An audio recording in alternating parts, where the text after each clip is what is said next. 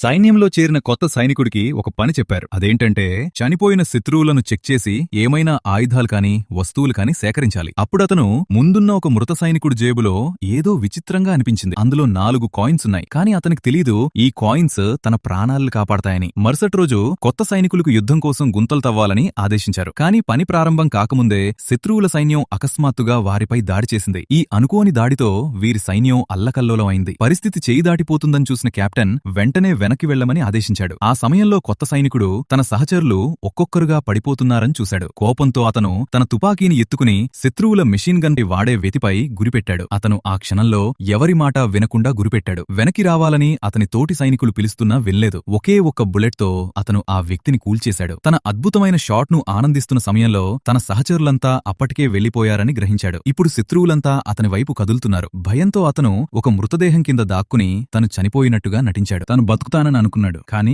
ఎవరూ బ్రతకకుండా ఉండేందుకు శత్రువులు మృతదేహాలపైన కూడా కాల్పులు జరుపుతున్నారు. ఇది చూసి అతను ఈ రోజు నా చివరి రోజు అని అనుకున్నాడు. కొన్ని క్షణాల తర్వాత అతని మీద కూడా ఒక బుల్లెట్ తాకింది. శత్రువులు వెళ్లిపోయిన తర్వాత అతను నెమ్మదిగా లేచాడు. అప్పుడు అతనికి అర్థమైంది తన జేబులో ఉన్న ఆ 4 నాణేలు అతని ప్రాణాలను కాపాడాయని. పార్ట్ 2 ఇంకా ఇంట్రెస్టింగ్ అవనబోతుంది. సో లైక్ చేసి సబ్స్క్రైబ్ చేయండి.